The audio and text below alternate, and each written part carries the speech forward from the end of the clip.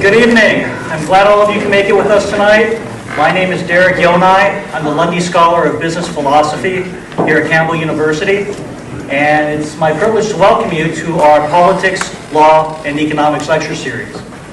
The PLE lecture series is designed to highlight the three institutions which must work in concert to support and defend a free civil society. Those institutions are good governance, the rule of law, and free market-based institutions. Tonight's speaker, I think, will probably hit on all three institutions if given a chance. Our speaker this evening is Amity Shlaes. She's a syndicated columnist for Bloomberg and a senior fellow at the Council on Foreign Relations. She was formerly a columnist with the Financial Times and was a member of the editorial board of the Wall Street Journal. She's twice been a finalist for the Loeb Prize in Commentary, and in 2002, she was the co-winner of the Frederick Bastiat Prize, which is an international prize for writings on political economy. In 2004, she gave a Bradley lecture at the American Enterprise Institute titled The Chicken versus the Eagle, which examined the National Recovery Administration and its effect on entrepreneurs during the New Deal. She's also the author of several books, including the bestseller The Greedy Hand, and tonight she will discuss her newest book, which is also a bestseller, titled The Forgotten Man, A New History of the Great Depression. So please join me in welcoming our speaker this evening.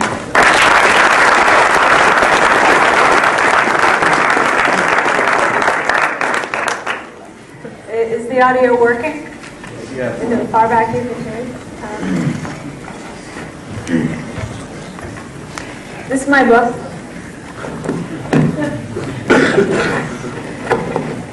This is Franklin Roosevelt. He's the man the book is about, and I thought I'd tell you tonight a little and make it less formal. Tell you a little why I wrote this book, what I found, what I expected to find, and the way it all worked out. We live right now in a very prosperous period. Some of us call it in the newspapers a gilded age, but we have a sense that maybe it won't be so gilded in future.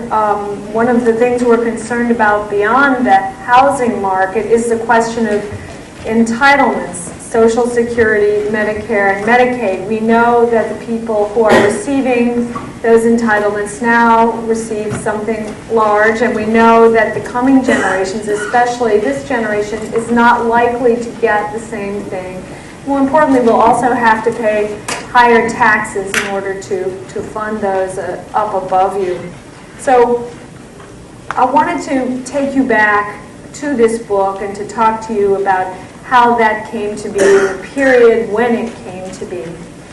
That period, and to list for you 10 myths, 10 ideas we have about the period, and then talk to you about the 10 realities that I found when I went back to examine those days. As my introducer said, I've worked at a lot of policy places, so I had a chance to bump into the institutions that were created in the 1930s, sort of like you kick your toes against a skyscraper, the Securities and Exchange Commission, the Wagner Act, minimum wage, things that came either out of the New Deal, the 1930s, or out of the 60s and the Great Society, which was built upon the New Deal, the Great Society. So I always wondered what they were and went back and examined them. What is the traditional history that we learn in school about this important period, the 1930s?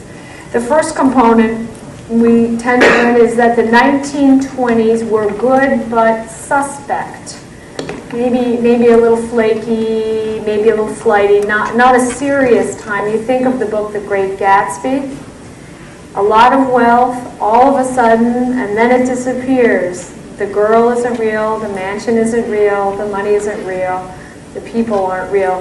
That was the attitude about the 20s, that people bought stocks on margin, and the growth that people imagined to be happening in the 20s, in the end we knew wasn't real. The second thing that we tend to learn, the conventional wisdom, is that the 1929 market crash, which was very dramatic, was something that was long overdue. And you get a sense, this was a big crash. It resounded through history a lot more than many other crashes that we've experienced. It's the ultimate crash in the history of crashes for the United States in many senses, though not all. And we get the sense when we learn about it, I think maybe some of the professors here feel differently, that America deserved this crash. Because of the high living of the 20s, there was a sort of moral cycle. We had to fall very far. And it was very far that we did fall. As you know, there were 2 or 3 in 10 unemployed subsequent to the crash, and for years and years there were a lot of people who were unemployed for more than a year. Chairman Bernanke, the Fed chairman, did a lot of his economic work on this period. It's the most important period in the history of America for economists, the period subsequent to the crash, because the money went away. There were towns that had so little money that they made their own monopoly money. They made scrip with their town name on it, and people lost their houses. In Bernanke's work, you'll find, which is true, that there were, in 20 of the largest cities, 4 in 10 families were either losing their house or in danger of losing their house, even if their mortgage was only worth 10% or 20% of the value of the house when they bought it. So you could lose your house in that time.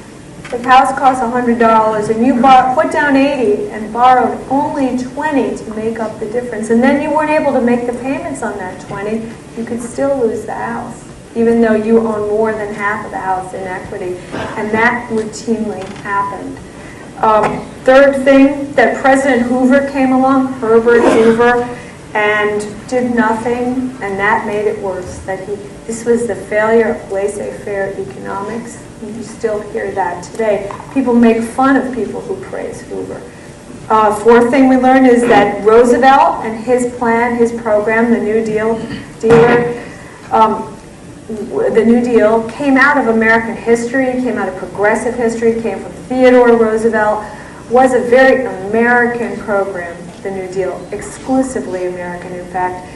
The fifth thing that we tend to learn, very important, is Roosevelt inspired confidence. He certainly did. There he is.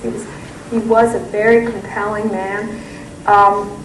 Roosevelt spoke of, his phrase was bold, persistent experimentation. He said, let us do bold, persistent experimentation to get us out of this terrible time.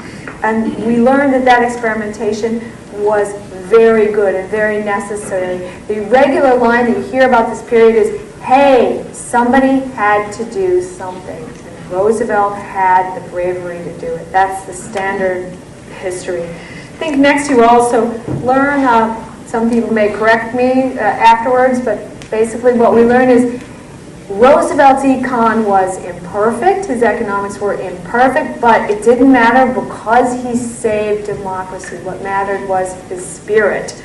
7, I think we learned about the period that everyone knew that the Depression was on for a long time, and maybe they believed the Depression was forever. Maybe Depression was the natural state of an industrialized society.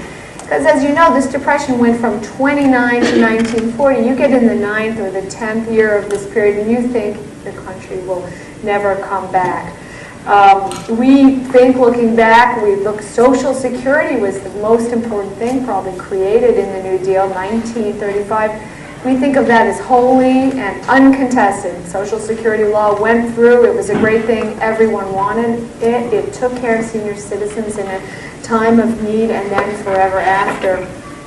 And I'm looking, the last 2 things I think that are the general assumptions about the period is that we know kind of in the back of our heads that the period between 35 and 40 weren't so great. Those years weren't so great. It wasn't getting better. There was sort of a vague halt in the move towards recovery. And we believe that Roosevelt saved us all, saved the country by spending a lot for World War II. And he did spend a lot. Currently, the war cost about, less than 2% of GDP, more around 1. Roosevelt spent 35 to 40% of the economy on World War II, and that is at the most spending points. That was an incredible effort.